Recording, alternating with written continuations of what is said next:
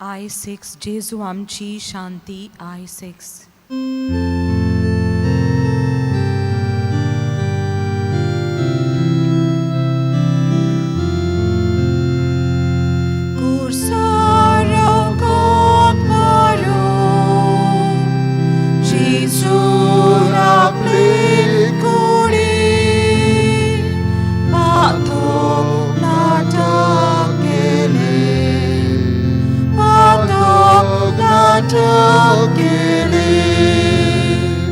Jésus amci shanti, Jésus amci shanti,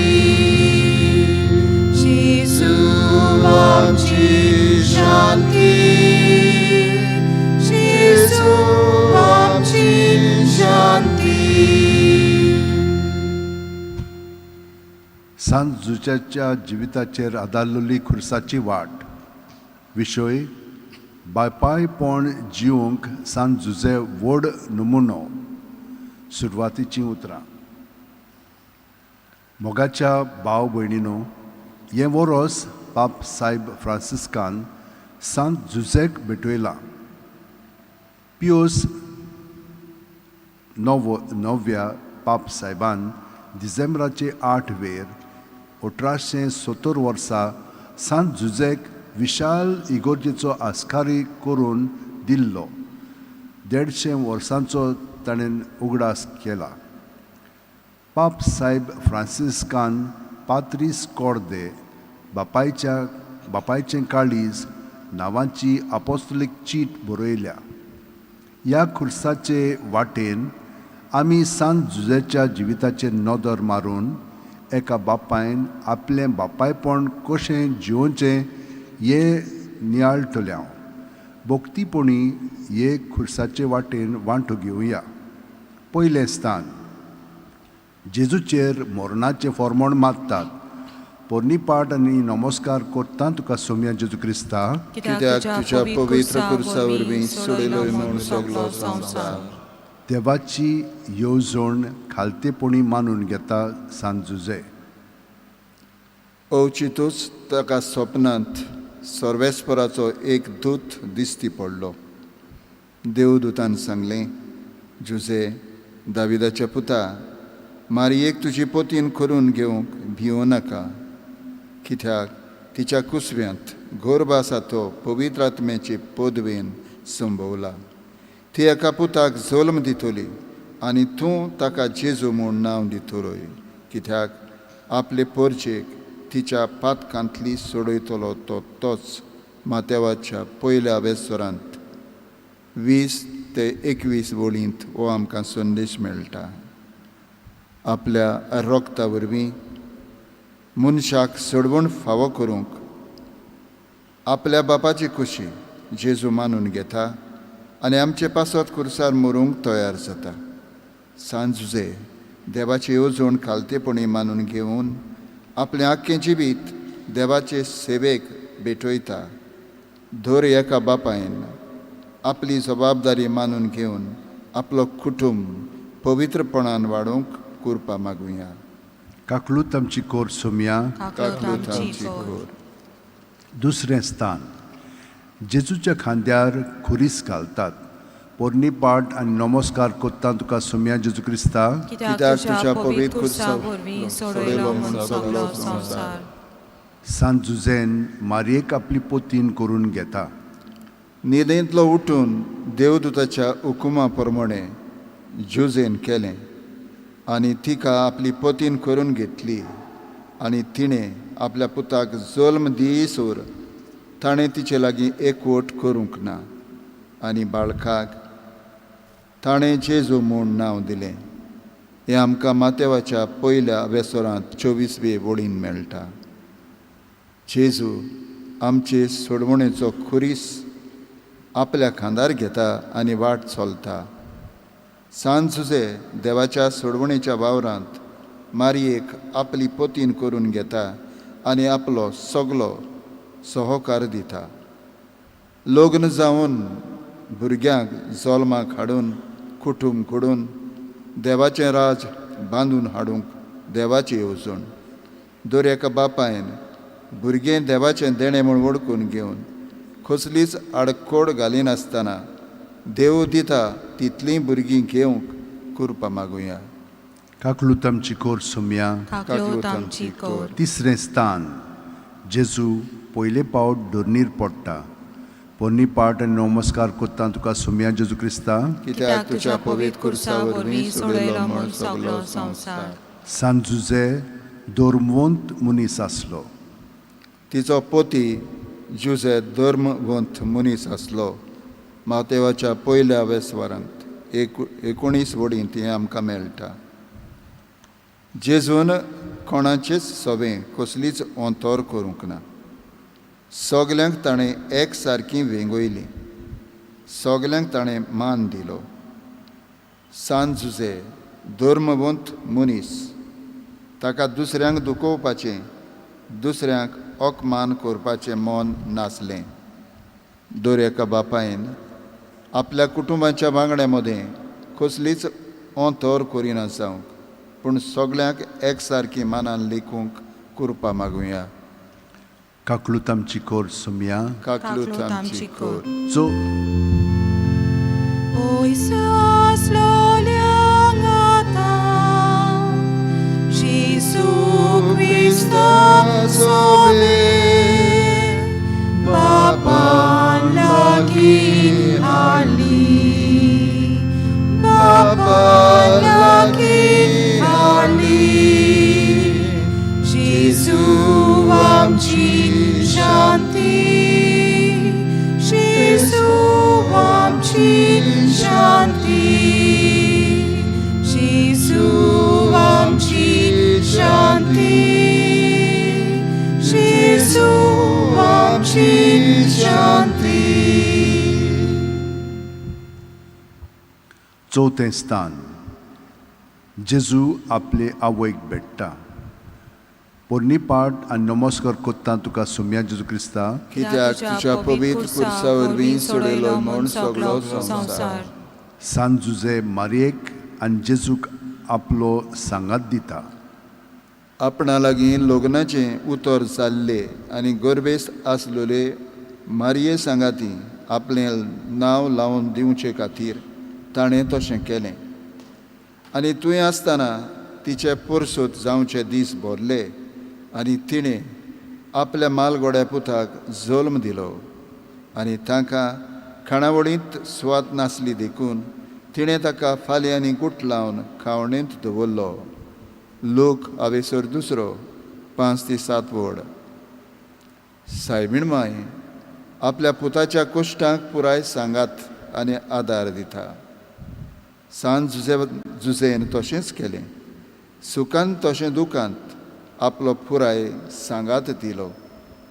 दर एका बापायन पुराय सांगात आपले घरकान्नीक आपल्या भुरग्यांक दिवन प्रश्नाचो जबाब सोदूंक आनी कश्टांक फुडो करूंक कृपा मागुया. काकलूत आमची कोर सोम्या. काकलोत आमची कोर. पांचवें स्थान सिरेनीचो सिमांव कुरीस व्हरूंक जेजूक आदार दिता. पोरणी पाट आनी नमस्कार कोत्ता तुका सोम्या जेजू क्रिस्ता. कित्याक तुज्या पवित्र कुर्सा वरवीं सोडयलो म्हूण सगळो संवसार. सान जुजे मोगाळ आनी काळजी घेवपी बापूय. आनी जेजू जानवायेन, पिरायेन आनी कुरपेन देवा आनी मनशा मुखार वाडत गेलो. लोक 2:52. सिरेनचो सिमांव जेजूचो खुरीस व्हरूंक आपलो आदार दिता आनी आपलो मोग जेजू सोबें दाखयता.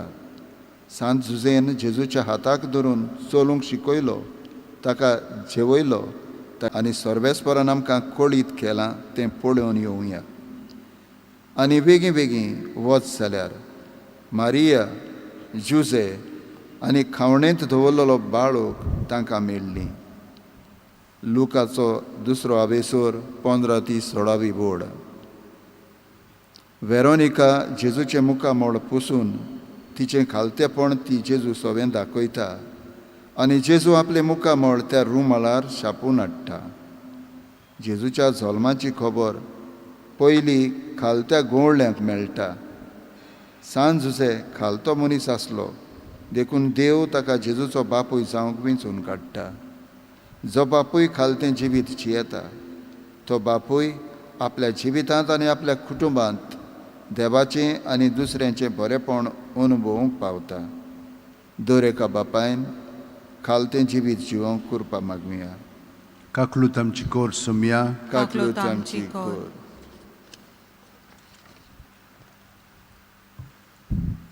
सातवें स्थान. जेजू दुसरे पावट दोनीर पडटा. पोरणी पाट आनी नमस्कार कोत्ता तुका सुमया जेजू क्रिस्ता. कित्याक तुज्या पवित्र कुर्सा वरवीं सोडयलो म्हूण सगळो संवसार. सांत जुसे आपल्या पुताक मेळो सोर सोदता. पूण तो वाटेच्या सांगात्यां बरोबर आसतलो म्हूण समजून ती एका दिसाची वाट चोळून आयलीं आनी सोयऱ्यां दायऱ्यां आनी वळखीच्या लोकां मदें तांणी ताका सोदलो. तो मेळो ना जातोच ताका सोदीत सोदीत ती परतून जेरुसल्याक गेलीं आनी 3 दिसां उपरांत तो तांकां देव मंदिरांत मेळ्ळो. शास्त्र्यां मदीं बसून तो तांचें आयकतालो आनी तांकां विचार करीत आसलो. लुकाचो आवेसोर 2 44 ते 44 वडींत हो संदेश आमकां मेळटा. जेजू खुर्साच्या भारान दुसरे पावटी धर्नीर पडटा पूण तो उठ्ठा आनी आपली फुडली वाट चलता. जेजू सांडटा तेन्ना सांत जुसे आनी मारिया चलून आयलोली वाट परतून चलून आपल्या पुताक ती मेळो सोर सोदतात. आमचीं भुरगीं सांडलोलीं आसात. खेरीत भाशेन दर एका बापायन आपल्या भुरग्यांचेर दोळो दवरूंक. तीं सांडल्यान जाल्यार तांकां सोदूंक, तीं चुकल्यान जाल्यार तांकां मोगान शिडकावंक बरें मार्गदर्शन दिवंक करपा मागुया. काकलूत आमची कोर सुमया. काकलूत आमची कोर. दुस्मान जाल्यामध्ये लागतेस पालून सोबून जेजून सोंदान गेले. जेजून सोंदान गेले. जेजू आमची शांती.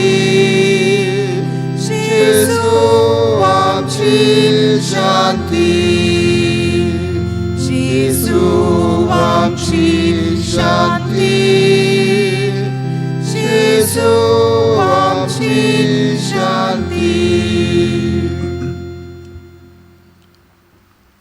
8वें स्थान. जेरुसल्याच्या ओस्तोऱ्यांक जेजू बुजवण दिता. पोरणी पाट आनी नमस्कार कोत्ता तुका सुमया जेजू क्रिस्ता. कित्याक तुज्या पवित्र कुर्सा वरवीं सोडयलोय म्हूण सगळो संवसार.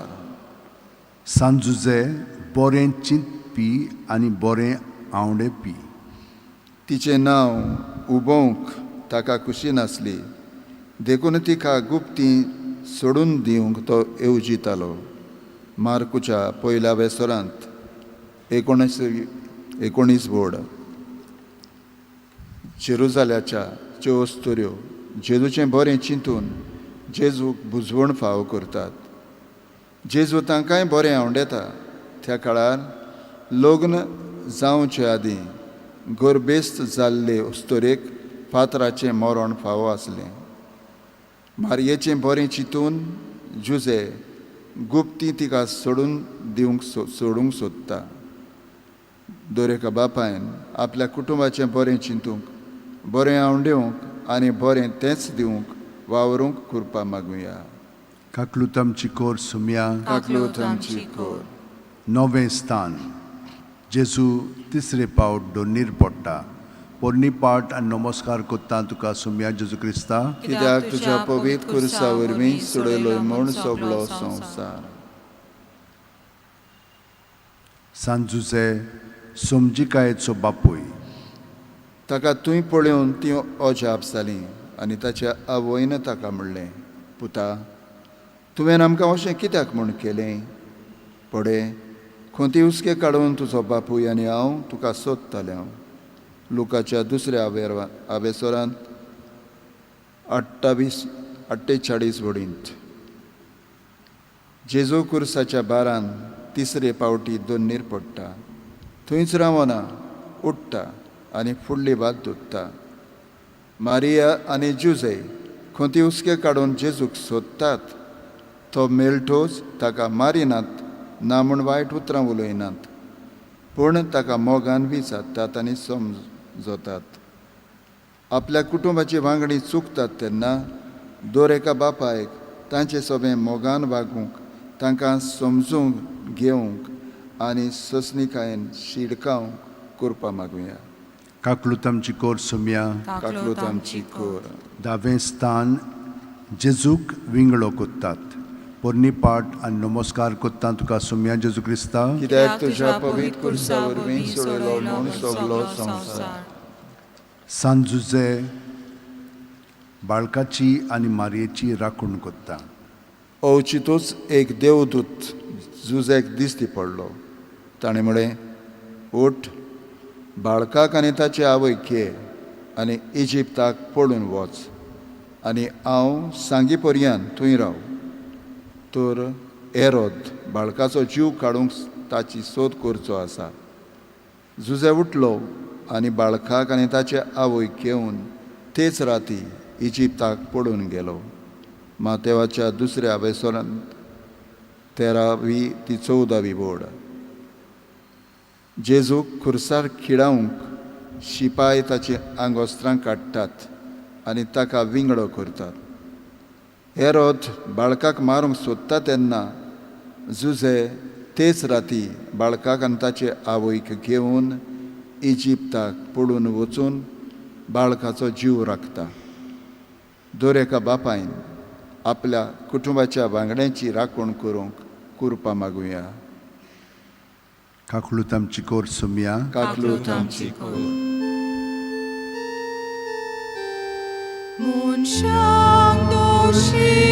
Corpi, unos Gesù namorli, Ecus forza rozli, Ecus forza rozli, Gesù amci shanti, Gesù amci shanti, Gesù amci shanti, Gesù amci shanti. 11वें स्थान जेजूक खुर्सार खेळायतात.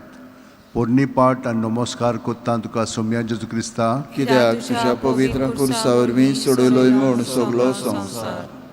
सांजुजे सुमूर्तीचे कायदे पाळपी. मोइजेसाचे सुमूर्ती प्रमाणे तांची शुद्धी करचे दीस भरले तेन्ना अशें जालें. कुसवो उगडटा तो दर एकलो पूत सर्वेस्पराक भेटयल्लो जातलो. सर्वेस्पराचे सुमूर्तींत बरयल्ल्या ह्या उतरांचो उगडास करून बाळकाक सर्वेस्परा मुखार दवरूंक आनी सर्वेस्पराचे सुमूर्तींत सांगलोलें आसा त्या प्रमाणे कोवड्याचे जोडयेचो नाजाल्यार पारव्याच्या 2 पिल्यांचो योद्न समर्पूंक बाळकाक जेरुसल्याक व्हेलो. लूक आवेसूर 2, 22 ते 24 बोड. कायद्या प्रमाणे जेजूक मरणाचें फर्मोण फावोन न्हय आसलें. कायद्या आड वचून जेजूक खुर्सार खिडायलो. सांजुजेन आपल्या जिवितांत सगल्या कायद्यांक मान दिलो आनी आपल्या जिवितांत ताणें कायदे पाळले. दर एका बापायन समाजीक, धर्मीक तशेंच हेर दुसरे कायदे पाळून भुरग्यांक शिकोवन शिस्त सांबाळूंक करपा मागुया. काकलूत आमची कोर सोम्या. काकलूत आमची कोर. 12वें स्थान जेजू खुर्सार मोत्ता. पोरणी पाट आनी नमस्कार कोत्ता तुका सोम्या जेजू क्रिस्ता. कित्याक तुज्या पवित्र कुर्सा वरवीं सोडलो म्हूण सगलो संवसार. थोडो वेळ आतां दिमेरूच आमी सारया.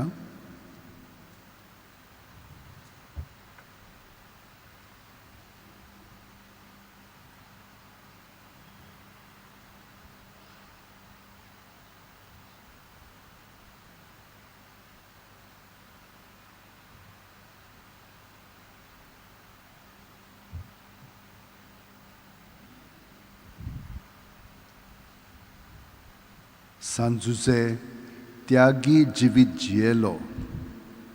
अवचितूच देवदूत इजिप्तांत झुजेक स्वप्नांत दिसती पडलो. ताणें अशें म्हणलें,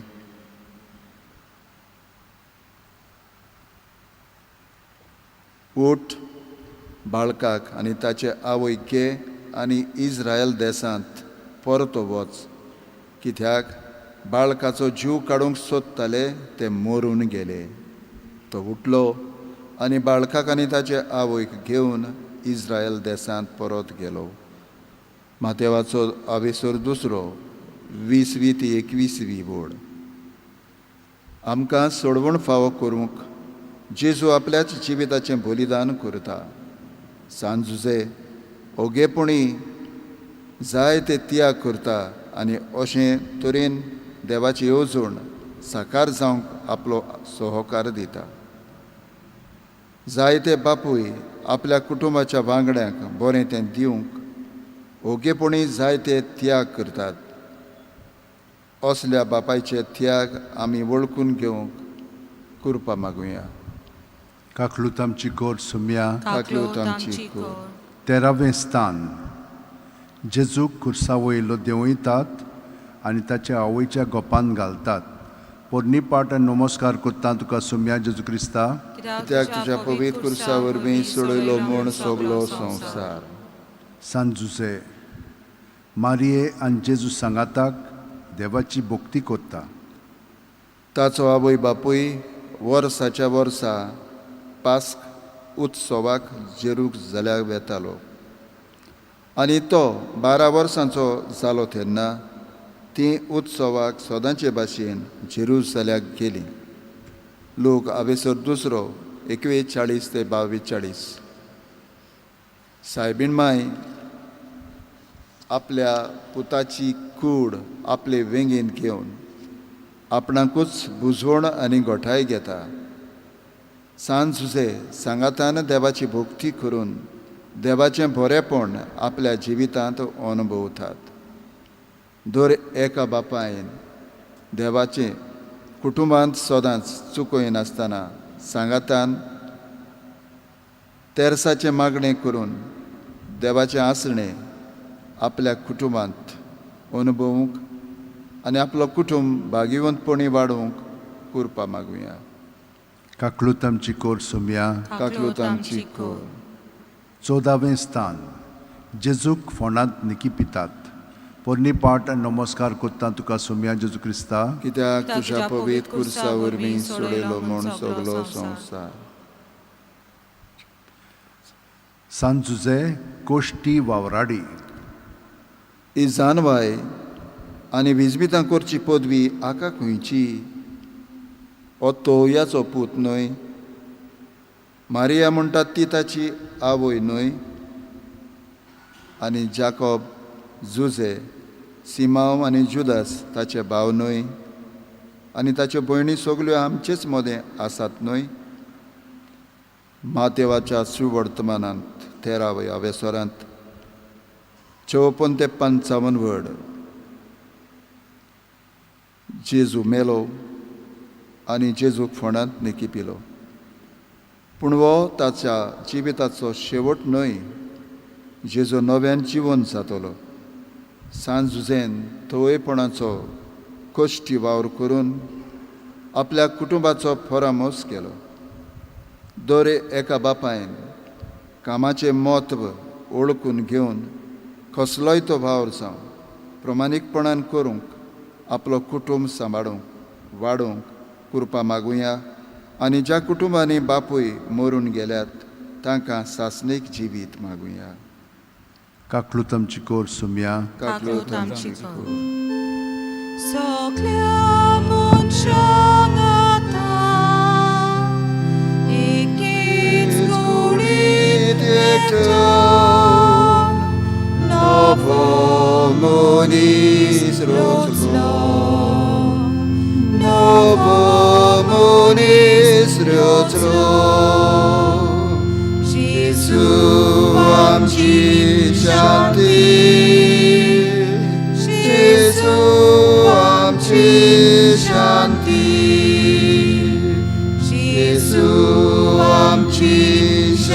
शांती जेजू आमची शांती शेवटचे मागणे.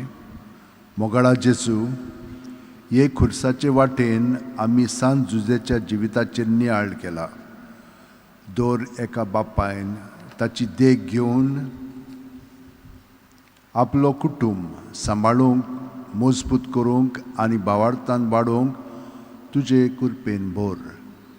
तूं जो जियेताय राजवट चलयताय सासणाच्या सासणांक. आमेन.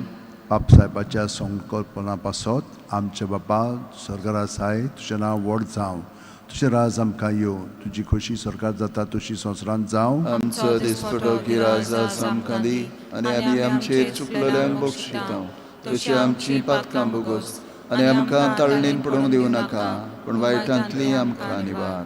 नोमान मरे कृपेन बोलले सुरवेस्पोर ठाय आसा. अस्तुऱ्यामध्ये तुजो दैव आनी सुदैवचो पूत जेजू. भाग्यवंत मरी देवाची माये, आम्हा बाप्यां खातीर निधी कर, आतां आनी आमच्या मरणाच्या वेळार. आमेन. आनी सोरपुदेदार देव, बाप आनी पूत आनी पवित्र आत्मो आमचेर आशिर्वाद घालूं. आमेन. Yetas admiaso